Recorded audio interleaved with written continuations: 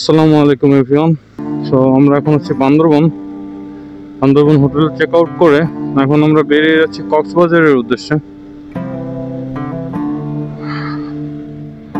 So Cox's Bazar যাব, বান্দরবন আমরা 2 night stay করলাম। অনেক সুন্দর জায়গা আসলে।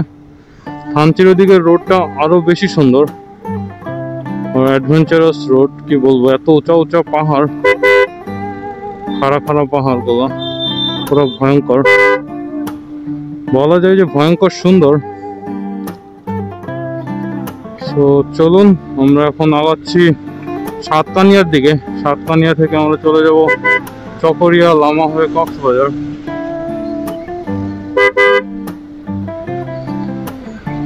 তো চলুন যাওয়া যাক। ওকে, আর এই রাস্তাটাও কিন্তু অনেক সুন্দর। এটা হচ্ছে বান্দরবন শহর থেকে বের হওয়ার যে রাস্তাটা, সেটা নিচে নামতে হবে। সামনে দেখাচ্ছে নিচে নামতে হবে।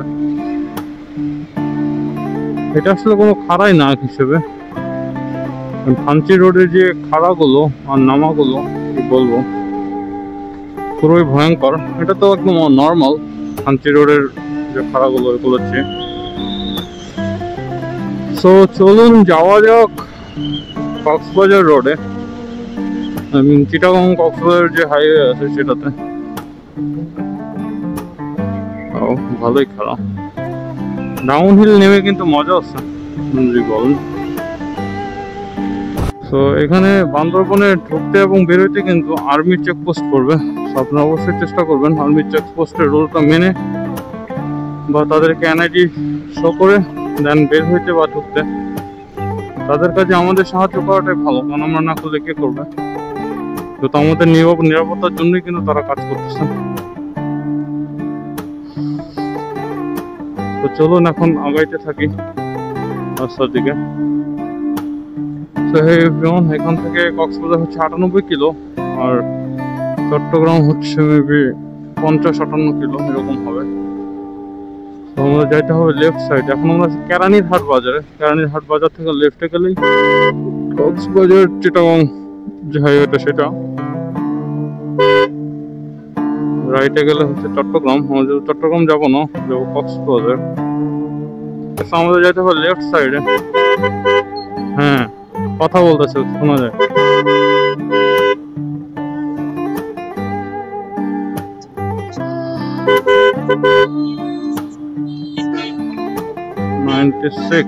চট্টগ্রাম কক্সবাজার হাইওয়েতে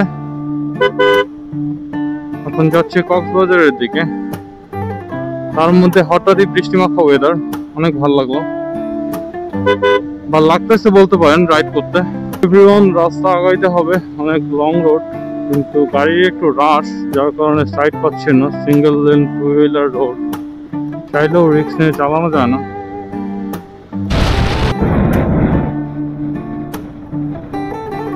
রাস্তার সৌন্দর্য কিন্তু অনেক সুন্দর। আসলে কক্সবাজারের সৌন্দর্যের কথা কি বলবো, কক্সবাজার রাস্তা।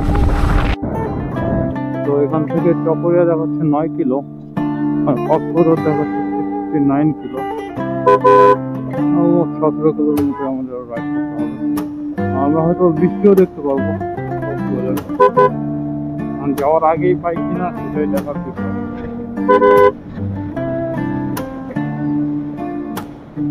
আকাশের অবস্থা খুবই বৃষ্টি ওয়েদার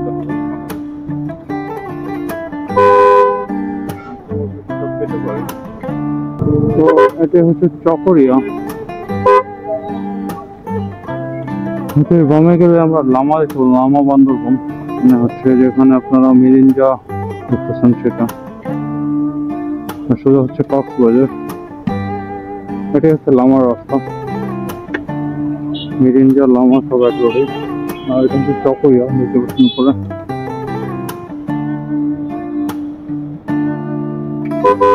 জানি না এই চকরিয়াতে এত কেন।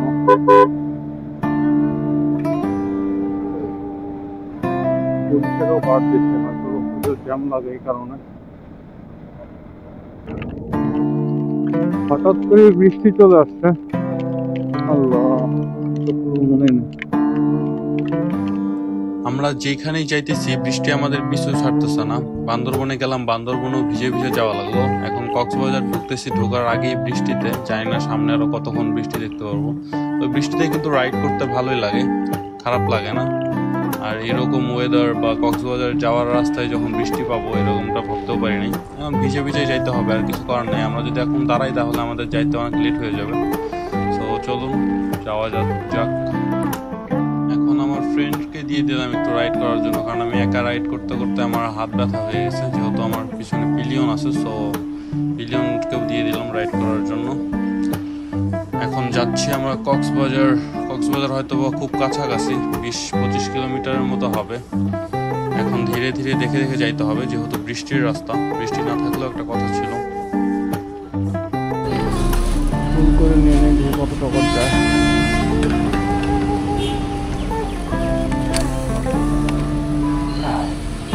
130 করো।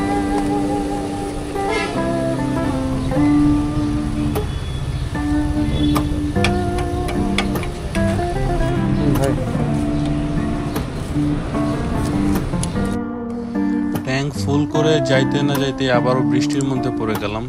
সো এখন আমরা আবারও যাচ্ছি কক্সবাজার রোডে, কিন্তু যাইতেই এখানে একটা জ্যাম দেখলাম। জ্যাম দেখতে পেয়ে ভাবলাম একটু দাঁড়াই, দেখি যে একটা সিএনজি ড্রাইভারের মারধর করতেছে। তারপর সামনে গিয়ে বুঝতে পারলাম যে আসলে এখানে মারধর এমনি এমনি করতেছে না, হয়তো বা প্রাইভেট কারে লাগাই দিছিল অথবা কোনোভাবে সামনে বাজাই দিছিল, যার কারণে প্রাইভেট কার একদম ফসকায়া গেছে। সামনে গেলেই দেখতে পারবেন যে হচ্ছে প্রাইভেট কারের একটু সামনে একদম ফসকায় গেছে বলা যায়, মানে ভালো রকমের একটা অ্যাক্সিডেন্ট হয়েছে, কিন্তু কারো কোনো ক্ষয়ক্ষতি হয় নাই। পরে নেমে একটু দেখা দেখি করলাম, ওগুলো ফুটেজ নেই, ফুটেজ নেওয়ার কি দরকার। দেখতে পাচ্ছেন সামনে একদম ফসকায় গেছে।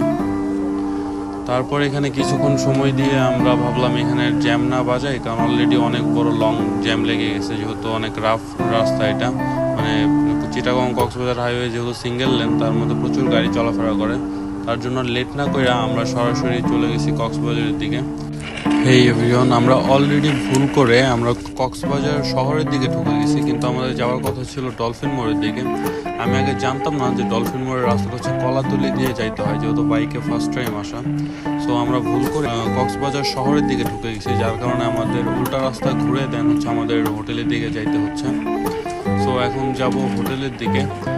আর ভুল করে যেহেতু ঢুকেই গেছি, এখন আর কি করা যাবে। আমি ভাবছিলাম ডলফিন মোড় থেকে যে ভিউটা পাওয়া যায় ওইটা নিবো। আমি একজন ফ্রেন্ডকে বলতেছিলাম যে তার আগে আমার একটু বাইকটা দিয়ে দিস, কিন্তু আমার আর রাস্তাটা মনে ছিল না, যার কারণে ভুল করে আমরা ওই রোডে ঢুকাই দিচ্ছি।